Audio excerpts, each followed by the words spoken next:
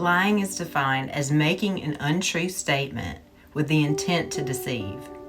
A white lie is an untrue statement, but it's usually considered unimportant because it does not cover up a serious wrongdoing. A white lie is deceptive, but it may also be polite or diplomatic at the same time. It could be a tactful lie, told to keep the peace in a relationship. It could be a helpful lie, to benefit someone else. It could be a minor lie, to make oneself look better in some area.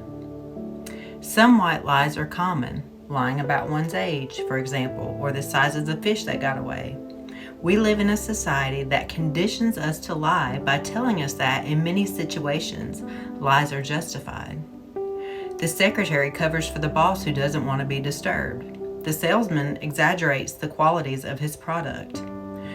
The job applicant pads his resume. The reasoning is, as long as no one is hurt or the result is good, little lies are fine. It is true that some sins bring about worse consequences than others. And it is true that telling a white lie will not have the same serious effects as, say, murdering someone. But all sins are equally offensive to God. And there are good reasons to avoid telling even the little white lies. First, the belief that a white lie is helpful is rooted in the idea that the end justifies the means. If the lie results in a perceived good, then the lie was justified. However, God's condemnation of lying in Proverbs 6:16 through 19 contains no exception clause. Also, who defines the good that results from the lie? A salesman telling white lies may sell his product, a good thing for him, but what about the customer who was taken advantage of? Telling a white lie to be tactful or to spare someone's feelings is also a foolish thing to do. A person who consistently lies to make people feel good will eventually be seen for what he is, a liar. Those who traffic in white lies will damage their credibility. White lies have a way of propagating themselves. Telling more lies to cover up the original lie is standard procedure, and the lies get progressively less white. Trying to remember what lies were told to what person also complicates relationships and makes further lying even more likely.